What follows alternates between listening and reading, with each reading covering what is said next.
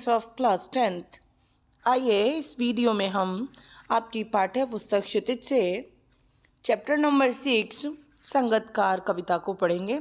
संगतकार कविता के जो रचनाकार हैं वे मंगलेश डबराल हैं।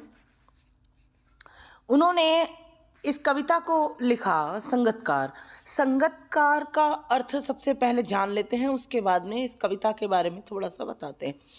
संगतकार का अर्थ है साथ देने वाला, सहायक कलाकार। संगीत की भाषा में जो मुख्य गायक के साथी होते हैं उन सबको संगतकार कहते हैं। तो कवि इस कविता में ये बताना चाहता है कि जो संगतकार होते हैं, मुख्य गायक के पीछे गाने वाले, उसके साथ में गाने वाले, वे सब छिपे रह जाते हैं। मुख्य गायक की आवाज़ को ही सब लोग पहचानते हैं और उसको ही प्रशंसा मिलती है, उसको ही तारीफ़ें मिलती हैं। लेकिन जो पीछे गाने वाले होते हैं, जो उसके सहायक कलाकार होते हैं, जो उसके संगतकार होते हैं, वे सब छिपे रह जाते हैं, उन्हें कोई नहीं पहचान पाता है। वे लोग हमेशा जो है गुमनामी के अंधेरे में छिपे रह जाते हैं, उन्हें कोई नहीं पहचान पाता। इसी प्रकार से समाज में क्या होता है कि एक व्यक्ति सफल होता है, अगर कोई व्यक्ति सफल होता है तो उसके पीछे बहुत से लोगों का योगदान रहता है, उसका साथ देने वाले बहुत लोग होते हैं। चाहे कोई भी क्षेत्र में सफलता व्यक्ति प्राप्त करता है, उसके पीछे साथ देने वाले, उसका साथ देने वाले बहुत से लोग होते हैं, उसकी सफलता में बहुत लोगों का योगदान होता है। लेकिन उसकी सफलता सिर्फ उसके लिए जानी जाती है और वो अपनी सफलता के लिए। लेकिन जिन लोगों का योगदान उसकी सफलता में रहता है, वे सब लोग छिपे रह जाते हैं, उन सब का कोई भी नाम नहीं होता। और अगर कभी कहता है कि अगर उन योगदानों को हटा दिया जाए तो वो व्यक्ति कोई नायक नहीं रह जाएगा, वो एक आम व्यक्ति के भांति ही और लोगों की तरह ही सामान्य व्यक्ति हो जाएगा, एक आम व्यक्ति हो जाएगा। लेकिन दूसरे लोगों का योगदान ही उसको एक अलग पहचान देता है, उसको सफलता दिलाता है। आइए इस कविता में हम आगे पढ़ते हैं। मुख्य गायक के चट्टान जैसे भारी स्वर का साथ देती वह आवाज़ सुंदर, कमज़ोर, कांपती हुई थी। वह मुख्य गायक का छोटा भाई है या उसका शिष्य या पैदल चलकर सीखने आने वाला दूर का कोई रिश्तेदार। मुख्य गायक के चट्टान जैसे भारी स्वर से आशय है कि मुख्य गायक का आत्मविश्वास भरा ऊंचा स्वर, ठीक है, ऊंची आवाज़, आत्मविश्वास से भरी हुई मुख्य गायक की ऊंची आवाज़, उसका साथ देती हुई एक आवाज़ जो सुंदर और कोमल सी है लेकिन बहुत कमज़ोर और कांपती हुई सी प्रतीत होती है, जो कि पीछे से आ रही है, मुख्य गायक के साथ में महसूस हो रही है, सुनाई दे रही है। वो मुख्य गायक का छोटा भाई है या उसका शिष्य। कह रहे हैं कि वो जो कमज़ोर और कांपती आवाज़ वाला व्यक्ति है, जो संगतकार है, जो उसका सहायक है, वो मुख्य गायक का छोटा भाई हो सकता है, उसका शिष्य हो सकता है, उसका शागिर्द हो सकता है, या कोई उसका स्टूडेंट हो सकता है, या फिर पैदल चलकर सीखने आने वाला दूर का कोई रिश्तेदार। कवि के कहने का आशय है कि मुख्य गायक का जो सहायक कलाकार है, जो उसका संगतकार है, जो उसका साथ देने वाला है, वो कोई भी हो सकता है। उसका छोटा भाई हो सकता है, उसका शिष्य या उसका स्टूडेंट हो सकता है, या उसका कोई रिश्तेदार दूर का या करीब का कोई उसका रिलेटिव हो सकता है। मुख्य गायक की गरज में वह अपनी गूंज मिलाता आया है प्राचीन काल से। कवि कह रहा है कि मुख्य गायक की गरज कहते हैं तेज आवाज़ को, ठीक है, स्पष्ट और जोर की आवाज़ को कहा है गरज। मुख्य गायक के तीव्र आवाज़ को, जोर की आवाज़ में अपनी गूंज पीछे से हल्की आवाज़ की गूंज को मिलाता आया है प्राचीन काल से। कवि के कहने का आशय है कि ऐसा कोई ये नया नहीं होने लगा कि संगीतकार की आवश्यकता पड़ती है या संगीतकार आवश्यक हो गया है मुख्य गायक के लिए। ये पुराने समय से चला आया है, प्राचीन काल से ये चला आया है कि हर मुख्य गायक का कोई ना कोई सहायक कलाकार, उसका संगीतकार, उसके गायन में योगदान देने वाला कोई ना कोई व्यक्ति होता ही होता है। गायक जब अंतरे की जटिलताओं के जंगल में हो चुका होता है या अपने ही सरगम को लांघ कर चला जाता है भटकता हुआ एक अनहद में। पहले इतने का अर्थ जान लेते हैं। कवि कह रहा है कि गायक जो मुख्य गायक है अंतरे की जटिलताओं के जंगल में। पहले जानते हैं हम अंतरा क्या होता है। अंतरा कहते हैं गीत की टेक को।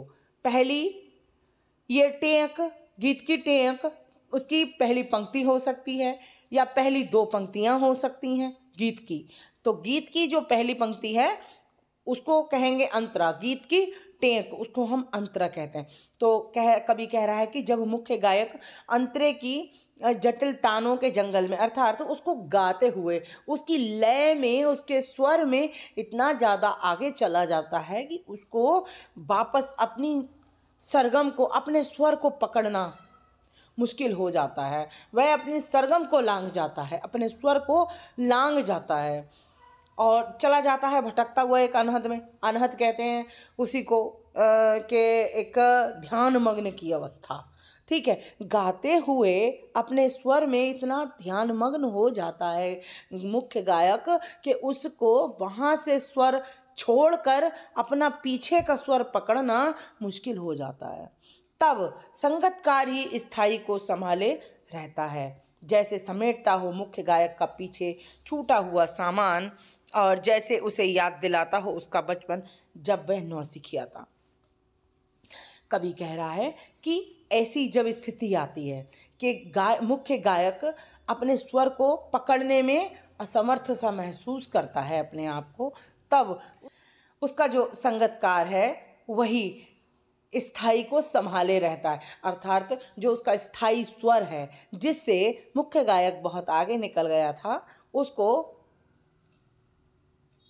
संगीतकार ही संभाले रहता है। और जैसे समेटता हो मुख्य गायक जिस स्वर को पीछे छोड़ गया था उसको सामान की उपमा दे दी गई है। यहाँ पर कवि ने उस पीछे छूटे हुए स्वर को सामान के समान बता दिया है कि जैसे मुख्य गायक अपना पीछे कुछ सामान छोड़ गया था और उसको संगीतकार संभाल रहा हो, समेट रहा हो और मुख्य गायक को उसे पकड़ने में सहायता कर रहा हो, जैसे उसे याद दिलाता हो उसका बचपन जब वह नौसिखिया था।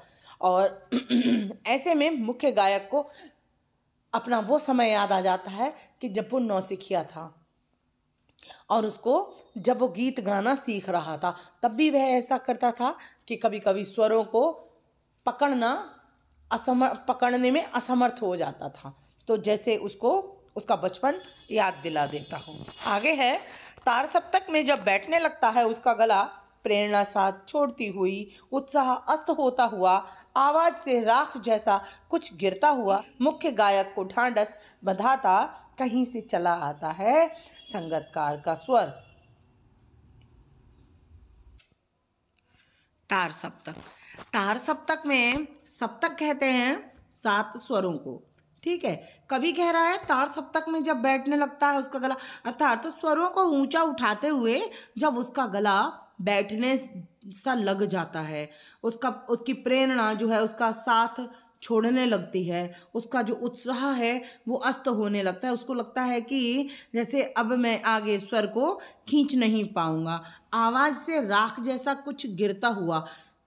कवि के कहने का आशय है कि उसके बुझते हुए स्वर को जब उसका स्वर डूबने लग जाता है, उत्साह उसका अस्त होने लग जाता है और उसका जो आवाज़ है जो उसकी बुझने जैसी लग जाती है, तब मुख्य गायक को ढाढ़स बंधाता है, कहीं से चला आता है संगीतकार। तब संगीतकार जो है अपने स्वर, मुख्य गायक के स्वर में अपना स्वर मिलाकर उसको इस प्रकार से ढाढ़स बंधाता है कि जैसे वो कह रहा हो कि तुम यहाँ अकेले नहीं हो, मैं तुम्हारे साथ हूँ, तुम आगे बढ़ो, मैं तुम्हारा साथ निभाने के लिए यहाँ पर उपस्थित हूँ। तुम बस निश्चिंत होकर अंतरे को उठाते चले जाओ, गाते चले जाओ गीत को, और मैं तुम्हारा साथ देने के लिए यहाँ पर तत्पर हूँ। मैं सब संभाल लूँगा। आगे है, कहीं से चला आता है संगतकार का स्वर। हाँ, कभी कभी वो यूं ही दे देता है उसका साथ, ये बताने के लिए कि वह अकेला नहीं है और यह कि फिर से गाया जा सकता है। कभी कह रहा है कि संगतकार उसे ये एहसास दिलाता है कि मैं सब कुछ संभाल लूँगा, तुम गाए गए राग को फिर से गा सकते हो।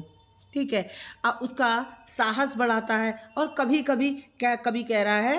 कहता है कि कभी कभी वो यूं ही उसका साथ देने लग जाता है कि वो ये बताने के लिए कि वह अकेला नहीं है।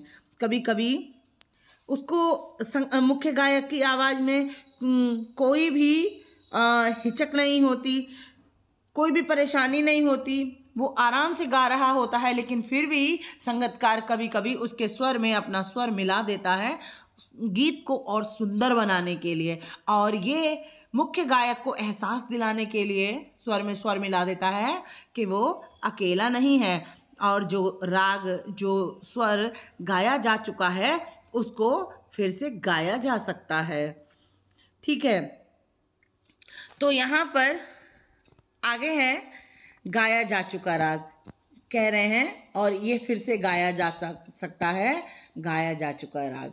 कभी ये जो संगतकार है वो ये बताने के लिए कि जो राग, जो स्वर तुम गा चुके हो उसे दोबारा गाया जा सकता है, मैं तुम्हारे साथ हूँ।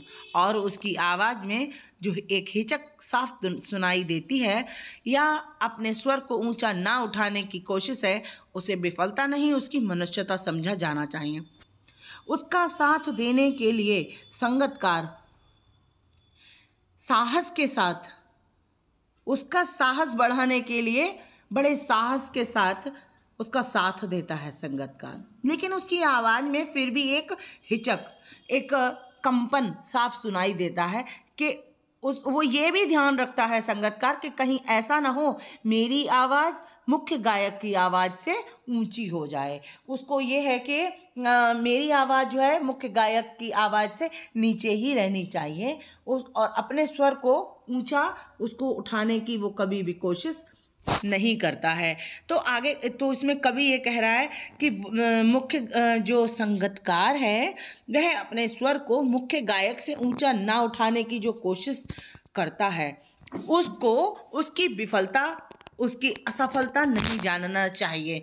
जो संगतकार की हिचक होती है, जो संगतकार की आवाज़ में जो कंपन होता है और उसकी जो कमज़ोर आवाज़ है, ऊंचा ना उठाने की कोशिश है, नीचे ही रखता है वो आवाज़, उस चीज़ को उसकी असफलता नहीं जानना चाहिए। ये नहीं जानना चाहिए, ये नहीं समझना चाहिए कि वह मुख्य गायक से कुछ कम जानता होगा या वह मुख्य गायक के समान गाने में असफल हो सकता है।